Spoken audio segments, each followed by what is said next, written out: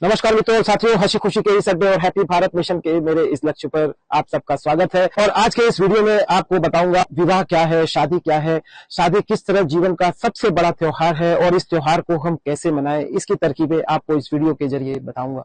और साथियों, शादी एक शब्द नहीं बल्कि हमारे जीवन का पूरा एक ग्रंथ है और शादी जीवन का सबसे बड़ा उत्सव है, त्योहार है जो बार बार नहीं आता। यह हमारे जीवन में एक ही बार आता है। होली और दिवाली के त्योहार जैसे हर वर्ष आते हैं, फिर अगले वर्ष फिर आते हैं, किंतु यह त्योहार हमारे सारे जीवन भर का एक बार ही मनाए जाने वाला त्योहार है। यह माता पिता और हमारे बच्चों के लिए भी सबसे बड़ा उत्सव का स्वरूप होता है। इसके आयोजन को हमारे रिश्तेदार, परिवार के लोग, पड़ोसी और हमसे जुड़े और हमारे आर्थिक कैरियर से जुड़े हमारे संगी साथी, अड़ोसी पड़ोसी सब इस उत्सव का आनंद लेते हैं और खुशी का अनुभव करते हैं। विवाह वास्तव में दो परिवारों के बीच का संबंध है, आपको यह भी जानना चाहिए। इसके लिए हमें इस विवाह को योजना बनाकर इसकी तैयारी करनी चाहिए, जो हमें वर्तमान और भविष्य दोनों में खुशियां देती है और इस त्योहार को आनंद और उल्लास के साथ हम संपादित कर पाते हैं। शादी जीवन का ऐसा संस्कार है जो दो पीढ़ियों को जोड़ता है, दो परिवारों को जोड़ता है, उनमें खुशियों का संचार करता है। वर्तमान में शादी के लिए लड़का और लड़की अपने मन से चुनाव करते हैं, जिसे हमारे रीति रिवाजों के अनुसार तो वर्जित किया गया है। इसलिए अगर आप मन से चुनाव न करें तो अच्छा है। अगर यथासंभव माता पिता और अभिभावक, शुभचिंतक और अनुभवी पुरुषों के अनुमति से अगर हम इस साथी मित्र का चुनाव करते हैं तो यह विवाह जीवन भर हमें खुशियां दे सकता है। ऐसा हमारे शास्त्रों में कहा जाता है और ऐसा इसलिए भी कहा जाता है क्योंकि हमारे पूर्वजों ने इस जीवन का काफी अनुभव लिया रहता है और वे हमारे लिए उचित और अनुचित को हमसे ज्यादा समझते हैं। जीवन साथी चुनने के दौरान कम से कम हमें उनसे सलाह अवश्य लेनी चाहिए। जिस राह पर हम चल रहे हैं उसके बारे में उनसे चर्चा जरूर करनी चाहिए। इसके अलावा अभी का माहौल थोड़ा अलग हो रहा है। इसमें बच्चे अपने पसंद से लड़के या लड़की को पहले से पसंद करके शादी करते हैं। इसके लिए थोड़ा सावधानी बरतने की भी जरूरत है। इसमें कुछ शादी सफल भी हो जाती है, कुछ असफल हो जाती है। बच्चे अलग जाति के लड़के और लड़कियों से भी शादी कर रहे हैं, जिसमें निभाव होना मुश्किल हो जाता है। हमें इसे भी समझना है, ध्यान रखना है। इसलिए हम जरूर अपने घर के बड़े बुजुर्गों की सलाह पर गौर करें, एक बार जरूर सोचें।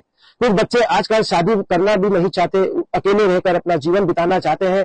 कुछ की शादियां देर होने की वजह से हो नहीं पाती, कुछ कुंवारे भी रह जाते हैं। तो उनके लिए भी मेरा यह संदेश है, लड़कियों को शादी करना बहुत जरूरी है। यदि लड़का है तो शादी किए बिना भी चल सकता है, किंतु लड़कियों के लिए शादी करना बहुत जरूरी है। कन्याओं के लिए यह विशेष जरूरत होता है, क्योंकि एक उम्र के बाद नारियों के शरीर में, बच्चियों के शरीर में कई तरह के परिवर्तन आते हैं। उसके लिए उसे सदैव एक जीवन साथी की जरूरत होती है और अगर वह शादी नहीं करती तो उसे जीवन यापन में काफी तकलीफों का सामना करना पड़ता है। इस शादी को करने के लिए मैं इसलिए भी जरूरी कहता हूं क्योंकि माता पिता तो एक उम्र के बाद साथ छोड़ देते हैं, भाई और बहनों की अलग दुनिया हो जाती है, फिर वे इस संसार में अकेली हो जाती है और उन्हें चुनौतीपूर्ण जीवन को अकेले ही जीना पड़ता है। और अगर वे विवाह कर लेती हैं तो पति ही माता पिता, भाई बहन, मित्र की सारी जिम्मेदारी अकेले ही निभाकर जीवन भर खुशियां देता है। शादी करना इसलिए भी जरूरी है कि यह हमारे जीवन में हमारे एकांत को दूर करता है, क्योंकि हमें जीवन साथी और मित्र की बराबर जरूरत रहती है। शादी दो आत्माओं का मिलन है, दो आत्माओं की दोस्ती है, दो अलग अलग सोच का मिलान है। दो अलग अलग सोच के इंसानों में शादी सफल इसलिए भी नहीं हो पाती क्योंकि एक दूसरे की सोच को समझना ही वास्तव में शादी है। जिस तरह दोस्ती में हम एक दूसरे के विचारों की फ्रिक्वेंसी मैच होने की वजह से ही इस दोस्ती को बहुत दिनों तक निभा पाते हैं और खुश भी रहते हैं, उसी तरह शादी भी एक तरह की दोस्ती है जिसमें हम महिला मित्र से दोस्ती करते हैं और अगर हमारे विचार और हमारी सोच नहीं मिलती तो हम दोनों इस शादी को सफल नहीं कर पाते, शादी से प्रसन्न नहीं रह पाते और इसकी वजह से हमारे परिवार के दुखी होते हैं। कौन कहता है शौक और जिद सिर्फ माँ बाप पूरी करते हैं? अगर पति अच्छा मिल जाए तो शौक भी पूरी होती है, जिद भी पूरी होती है। इसलिए हर बच्चियों को शादी जरूर करना चाहिए। हमारा मन निरंतर कुछ न कुछ बोलना और अपने विचारों को प्रकट करना चाहता है, सो यह हमारा काम भी जीवन साथी के माध्यम से सारे जीवन होता है। इसलिए हमें अपने जीवन साथी को जरूर चुनना चाहिए और चुनकर उससे शादी भी करनी चाहिए। शादी से हमारे जीवन का एकांत दूर होता है। शादी करने से ही एक समय के बाद अपने जीवन को हम खुशी खुशी यापन कर पाते हैं, क्योंकि हमारे इर्द गिर्द हमारे परिवार, बीवी, बच्चे, जिनके साथ हम खट्टे मीठे अपने अनुभव को शेयर कर पाते हैं, जिससे हमें सारी जिंदगी खुशियां मिलती है। शादी करने से नए नए अनुभव मनुष्य अपने जीवन साथी के साथ लेकर आनंदित भी होते हैं और प्रसन्नता का अनुभव करते हैं। शादी करने से हमारा वास्तव में हमारा निवास घर बनता है, क्योंकि शादी से धीरे धीरे घर में बच्चे भी होते हैं और घर वास्तव में पूर्णता को प्राप्त करता है। शादी सिर्फ मनुष्य ही करते हैं, क्योंकि उसे ही समाज और रिश्तों की जरूरत होती है। इस दुनिया में मानव को ईश्वर की सर्वश्रेष्ठ कृति या योनि माना गया है और अन्य किसी भी योनि में शादी नहीं होती, जबकि इस मानव को ही विवाह रूपी बंधन में बंध कर जीवन साथी के साथ रहने का निर्देश दिया गया है। शादी एक तरह का नाटक भी है और इस किरदार को निभाने के लिए हम एक दूसरे से जितनी आशाएं न रखें या कम से कम रखें और यह समझ लें कि हम दोनों अलग हैं, तो यह सफलतम वैवाहिक जीवन के लिए इस युग का बड़ा उपहार दोनों परिवारों के लिए हो सकता है और शादी आसानी से सफल भी हो सकती है। मित्रों और साथियों, शादी करने के दौरान कौन क्या देखता है यह भी बता देता हूँ। शादी में लड़की के विवाह के लिए पिता लड़के का पुरुषार्थ देखता है, लड़की लड़के का सौंदर्य देखती है, माताएं दूल्हे का धन वैभव आदि देखते हैं, बाराती विवाह में मिठाई देखते हैं और हमारे खानदान के लोग परिवार देखते हैं कि हमने किससे रिश्ता जोड़ा है, किससे हमने संबंध जोड़ा है। इस तरह मित्रों और साथियों, शादी एक खुशियों का त्योहार स्वरूप है, जो सारे जीवन का त्योहार होता है, जिसे हम सब मिलकर एंजॉय करते हैं और हमें करना भी चाहिए। शादी की अगर बात हो रही हो तो अपने मन में किसी तरह की बात को कभी नहीं छुपाएं, नहीं तो इसके बाद जीवन में सिर्फ दुख ही दुख उठाना पड़ता है और कोई उपाय नहीं रहता। यह बात सभी परिवार के सदस्यों पर लागू होती है। कोई भी सदस्य अपने मन की बात इस शादी के सिलसिले में हो तो परिवार से कभी न छुपाएं।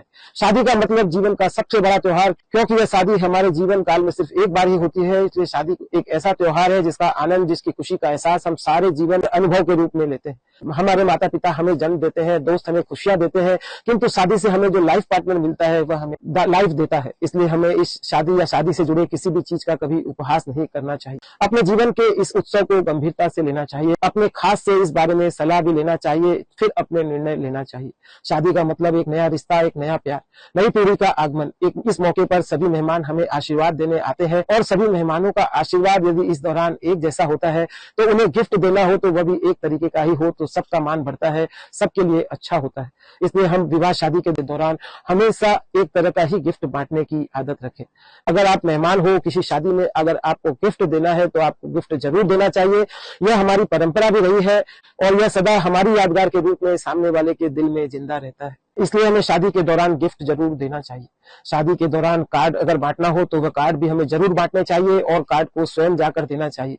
नो इंटरनेट इन्विटेशन, शादी के कार्ड को स्वयं जाकर दें और उनको भी दें जिन्हें आप सोचते हैं कि वो आएंगे या नहीं आएंगे, क्योंकि शायद वे लोग यह सोचते रहते हैं कि आप उनको बुलाएंगे या नहीं। शादी के कार्ड को इंटरनेट या व्हाट्सएप के दौरान अगर आप भेजते हैं तो वो भी आपको शादी के दौरान बधाई में इंटरनेट पर ही फूलों का गुलदस्ता भेज सकते हैं, यह भी उम्मीद रहती है। इसलिए शादी के कार्ड को स्वयं देने जाने की जो हमारे पूर्वजों की प्रथा रही है उसे शुरू रखें। शादी एक परिवार का ऐसा उत्सव है जिसका आयोजन थोड़ा यूनिक तो बनता है। अब तो शादियां भी 2 घंटे की होने लगी है, किंतु शादी है भाई, महोत्सव की तरह जरूर करनी चाहिए और यह होनी भी चाहिए। भागम भाग भरे जीवन में शादी को किसी रिसोर्ट या होटल में यदि संपन्न किया जाए और 2-3 दिन के इसे एक उत्सव के स्वरूप में मनाया जाए तो यह सबके लिए आनंद और यादगार बन सकती है। शादी के लिए शादी की तैयारी पूर्व से कर लेनी चाहिए सभी परिवार के सदस्य, ताकि इसका साथ में आनंद उठा सके। प्रकृति की गोद में अगर रिसोर्ट में शादी की जाए तो यह एक यादगार बन जाती है। रिसोर्ट में शादी करने से परिवार के छोटे मेहमान या घर के बच्चों को भी हमारे परिवार रिश्तेदार के बच्चों के साथ खेलने कूदने के लिए मैदान, झूला, आउटडोर गेम, इंडोर गेम और साइकिलिंग तथा स्विमिंग की सुविधा यहाँ रिसोर्ट पर, होटलों में आसानी से मिल जाती है, जिसे वे कभी भुला नहीं पाते। यह उत्सव उनके लिए भी यादगार बन जाता है। रिसोर्ट में शादी होने से यहाँ बार बार आना जाना नहीं पड़ता। हमारे घर की महिलाओं को खूब सजने और संवरने का समय आसानी से मिल जाता है और वे खूब प्रसन्न मुद्रा में फिट फाट होकर हर आयोजन का आनंद ले पाती है। शादी के 3-4 दिन के इस कार्यक्रम के दौरान एक दिन हम 2 घंटे का सत्संग का कार्यक्रम भी रखें, जिसमें बच्चों को विवाह के उपरांत या बाद में कैसा जीवन जीना है यह सिखाया और बताया जाए। इसके लिए हम अपने घर के गुरु या किसी मेंटर या सलाहकार को उस दिन अपॉइंट कर सकते हैं। उन्हें कैसे अपने दैनिक जीवन में एक दूसरे के साथ रिश्तों को संजोना है, इस दौरान इन सब बातों को वो सलाहकार बताते हैं। क्योंकि इसमें परिवार के सभी लोग शामिल होते हैं और एक साथ सभी इसका आनंद लेते हैं, इसलिए यह सबके लिए शिक्षा का स्वरूप भी यह कार्यक्रम बन जाता है। यहाँ सबको एक साथ खुशहाल जीवन जीने के स्वर्णिम सूत्र सीखने का अवसर मिलता है, जो परिवार के लिए यादगार बनता है। परिवार में सुख शांति भी इसके प्रभाव से बढ़ती है और आने वाले लोग भी बहुत ही आनंद और खुशी का अनुभव करते हैं। इससे शादी के बाद का जीवन काफी सुखमय और सौहार्दपूर्ण रहता है। यहाँ इस दौरान इन बातों की चर्चा की जाए कि 2 परिवारों के बीच रिश्ता जुड़ा है, जिसका हम सबको मान रखना है और यह सब बातें सभी सदस्य एक साथ जब सुनते हैं तब इसका लाभ भी ले पाते हैं। इसके अलावा एक दिन इस शादी के संबंधित प्रश्नोत्तरी का कार्यक्रम भी घर और परिवार के बड़े बुजुर्गों के साथ रखा जाए, जिसमें वे नए वर वधु को अपने जीवन जीने का अनुभव बताएं और मन में किसी तरह का कोई प्रश्न हो तो वे उनसे पूछें। इससे नई पीढ़ी को कई तरह के मन की उलझनों के बारे में पता चल जाता है, इसलिए इस दौरान बड़े बुजुर्ग उनके सभी प्रश्नों का उत्तर दे पाते हैं। शादी संपन्न कराने के लिए किसी रिसोर्ट या होटल का चयन पहले से ही कर लेना चाहिए। शादी को संपन्न कराने के लिए किसी रिसोर्ट, होटल या किसी भवन का इस्तेमाल करने इसलिए कह रहा हूँ, इससे दूर दूर से बार बार जाने आने की वजह से हमारे मेहमानों को परेशानियों को झेलना नहीं पड़ता। वे सभी रस्म का आनंद लेने के लिए बार बार अपना समय दे पाते हैं। परिवार के सभी सदस्य यहाँ इकट्ठे होकर एक साथ आनंद ले पाते हैं और समय पर सर पाते हैं, सभी रस्म और रिवाजों के अवसर पर मौजूद रह पाते हैं। आजकल रिसोर्ट और होटलों के अंदर किसी भी जाति से आप हो, वहाँ धार्मिक मंदिर आदि की व्यवस्था, खाने पीने की व्यवस्था भी उपलब्ध रहती है। वैसे यदि हम चाहें तो अपने मनोनुकूल रिसोर्ट या होटल का प्रबंध कर वहाँ अपने मनोनुकूल सारी व्यवस्था भी वर्तमान में कर पाते हैं। देकर इवेंट कंपनियों को कॉन्ट्रैक्ट देकर भी यहाँ शादी के इस त्योहार को बहुत धूमधाम से मना सकते हैं। सभी मेहमानों को इस अवसर के दौरान रिसोर्ट या होटल में उपलब्ध एक कमरे उपलब्ध करा दिए जाए। कौन सा कार्यक्रम किस समय आयोजित होगा, होटल के किस हॉल या गार्डन में आयोजित होगा, उसकी सूचना सभी कमरों में एक रखवा दी जाए, ताकि बार बार किसी को किसी से पूछना और बताना नहीं पड़े। उस समय पर उपलब्ध होकर आसानी से इस उत्सव का आनंद ले पाते हैं। शादी के इस आयोजन के दौरान जहां तक संभव हो, क्योंकि यह एक धार्मिक संस्कार है, निरामिष खाने का ही प्रयोग किया जाए तो अति उत्तम है। पूर्ण शाकाहारी और स्वादिष्ट भोजन ही इस दौरान बनाया जाए, क्योंकि इस विवाह की हिस्सेदारी स्वरूप हमारे बुजुर्ग, हमारे घर के पितर और जो दुनिया में नहीं है उनके लिए भी कुछ भाग अलग रखा जाता है। इसलिए इस अवसर पर जहां तक संभव हो सके शाकाहारी भोजन का ही प्रबंध किया जाए। हमारे कुल के ब्राह्मण और धार्मिक रीतियों से जुड़े विद्वान लोग भी इस आयोजन में भाग लेते हैं, इसलिए पूर्ण शाकाहारी भोजन का आयोजन किया जाए तो यह बहुत लाभकारी और अच्छा होता है।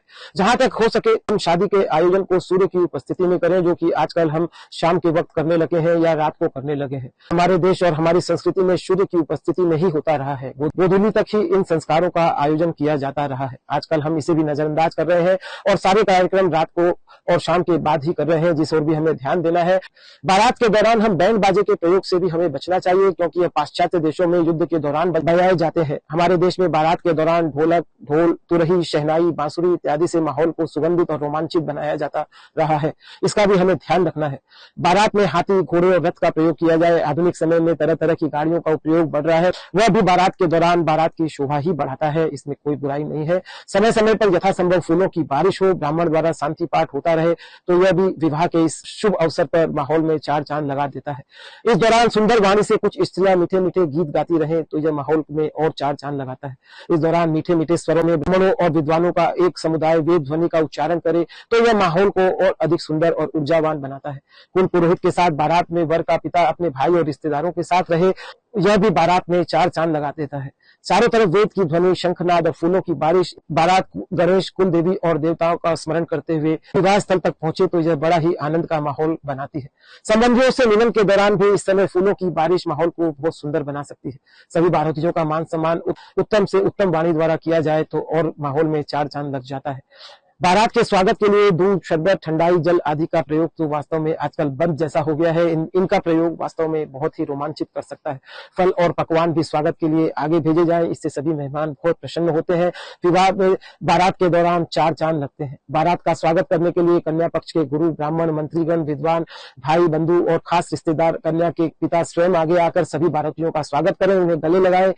आजकल विवाह के दौरान बारात के समय भी मदिरा का प्रयोग बढ़ रहा है, जिसका निषेध हमें पूर्ण रूप से बड़े बुजुर्गों को आगे आकर करना चाहिए, क्योंकि इस विवाह संस्कार में हमारे साथ हमारी सभी अदृश्य शक्तियां, परमात्मा से जुड़ी शक्तियां और हमारे पितर भी सम्मिलित रहते हैं।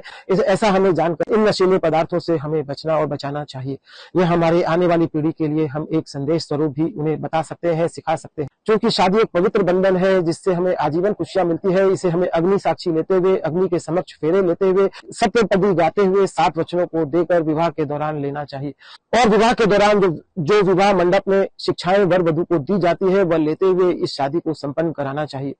विवाह के मंडप को बहुत ही खूबसूरती से सजाना चाहिए। मंडप की सजावट के दौरान हरे हरे मणियों के पन्ने के पत्ते, कुछ फल, मालक के फूल, पान के पत्ते, मोतियां, विशेष करके लाल, हरे, सफेद और फिरोजी रंग के सामान का अधिक से अधिक प्रयोग किया जाए तो यह सुंदरता में चार चांद लगा देता है। कमल के फूल, आम के पत्ते, रेशम की डोर, पताका, तोरण, मणियों की झालर, हल्की दूब और फूलों की मालाओं का प्रयोग भी इस मंडप को सजाने में बहुत ही सुंदरता बिखेरता है, बहुत ही इसकी दिव्य सुंदरता में निखार ला सकता है। मंडप के आसपास के क्षेत्रों में चंदन, केसर, कस्तूरी और कपूर से मिला हुआ एक सुगंधित द्रव्य निर्माण कर उसका छिड़काव किया जाए, यह भी वातावरण में चार चांद लगा देता है। शादी का मंडप वास्तव में एक मंदिर की तरह होता है, जहां भगवान विष्णु का कलश और सभी देवी देवताओं का स्थान बनाया जाता है, उनका आह्वान किया जाता है। इस पर कोई भी भूल से भी चप्पल पहनकर न चढ़े, इसका भी विशेष ध्यान रखने की जरूरत होती है। दहेज में मिली वस्तुएं वधु पक्ष की ओर से ली जाए, कोई दिक्कत नहीं है। उनमें से जो वस्तुएं परिवार में आने वाले मेहमान और आयोजन में संबंधी सम्मिलित लोग जो रहते हैं, जो उन्हें पसंद हो, जिसे जो अच्छा लगे उन्हें बांट दिया जाए, और अगर संभव हो तो उससे दुगना बांटा जाए, तो यह भी विवाह के इस शुभ मुहूर्त पर हमारी मान और प्रतिष्ठा को में 4 चांद लगा देता है। विवाह के बाद भी अगर अगले दिन सबके परिवार के लोग साथ रहें तो यह अति आनंद का माहौल बना रहता है। विवाह के बाद दूसरे दिन प्रातःकाल तरह तरह के दाल भात, कच्ची रसोई, गाय का घी, दही की छाछ भोजन से बारातियों का स्वागत किया जाए तो उनका स्वास्थ्य अच्छा रहता है, वे मन में शांति और सुकून को अनुभव करते हैं। फिर अंत में हमें इन बारातियों के लिए पान देकर भी उन्हें सम्मान बढ़ाना चाहिए। प्रतिदिन सुबह शाम इस दौरान संगीत कार्यक्रम कर इस विवाह समारोह के सभी अतिथियों को हम बहुत प्रकार से मेहमान नवाजी करते हैं, तो यह उत्तम सौभाग्य हमारा बनता है, हमारा मान सम्मान इससे बढ़ता है। यह सभी बारातियों को आनंद देता है, खुशियां देता है और हमारी शादी और विवाह को यादगार बना देता है। बाद में जैसे जैसे जो जाना चाहे उन्हें बहुत तरह तरह के पकवान और भोजन उनके साथ दिए जाए, उन्हें तोहफे के स्वरूप में कुछ दिया जाए, तो यह भी काफी 4 चांद लगाता है। और इस विवाह के दौरान अतिथियों में जो ब्राह्मण देव आते हैं उन्हें भी भरपूर वस्त्र और भोजन सामग्री मिठाई देकर उन्हें विदा करना चाहिए। इसके बाद विदाई का समय आए तब वधु के पिता समधी को यह कहते हुए विदा करें कि आपसे संबंध होने से हम और बड़े हो गए हैं, हमारा नाम समाज में और बढ़ गया है। ऐसा बोलने से दोनों में बहुत ही प्रसन्नता बढ़ती है, दोनों गले लगते हैं और वातावरण में खुशियों की बारिश हो जाती है। विदाई के समय माता अपनी पुत्री को गले लगाकर आशीर्वाद दे, गोद में उठाकर प्रेम करे। उन्हें इस तरह की शिक्षा माताओं को देनी चाहिए कि तुम अपने पति की प्यारी बनो, तुम्हारा सुहाग अचल हो, अपने सास ससुर और गुरु की सेवा करना, पति के रूप को देखकर ही उनकी आज्ञा का पालन सदैव करती रहना। इस रिश्ते को सफलतापूर्वक निभाने के लिए समय समय पर ब्रेक लेना भी बहुत आवश्यक है। कुछ दिनों तक अगर हम इस दौरान रिश्ते में दूरियां बनाना सीख लें तो दोनों के रिश्ते नए मुकाम, नई खुशियां, नई ऊर्जा को फिर से दे सकते हैं। हमेशा याद रखें, शादी कोई ऐसा इवेंट नहीं जिसे थोड़ी देर में पूरा करना है, सारे जीवन का हमारे प्रश्न रहता है। ऐसी शादी महान है। शादी के समय आपके कितने रिश्तेदार आए, यह मुख्य रूप से यह दिखाता है कि हमने अपने जीवन में कितने रिश्ते कमाए। मित्रों और साथियों, इस तरह मैं अपने इस YouTube चैनल हंसी खुशी के अड्डे पर हमेशा खुश रहने के सूत्र बताता हूँ और उन बातों को ही बताता हूँ जो सारे जीवन आपके काम आने वाली है। बचपन से 55 तक की यात्रा में अगर आप मेरे साथ इस YouTube चैनल पर अपनी मित्रता निभाते हैं, मेरे YouTube के वीडियोस को देखते हैं, तो आप निश्चित रूप से एक सफल इंसान के रूप में उभर कर सामने आते हैं। मित्रों और साथियों, www.खुशियाहीखुशियां.com पर मैं खुश रहने के अद्भुत सूत्रों को लिखता भी हूँ, जिन्हें आपको नियमित रूप से पढ़ना चाहिए। मित्रों और साथियों, आपको पसंद आए तो आप लाइक करना, सब्सक्राइब करना और इसे अपने खास मित्र और रिश्तेदार, विशेषकर जिस घर में शादियां होने वाली हैं, उन्हें शेयर करना। शादी जीवन का सबसे बड़ा त्योहार है, इसे आपको खूब आनंद मस्ती से योजना बनाकर अच्छे ढंग से वर्तमान समय के माहौल में भी सात्विकता और पवित्रता को रखते हुए इसका आयोजन कैसे करना है, इससे आप सीख सकते हैं। धन्यवाद। Thank you.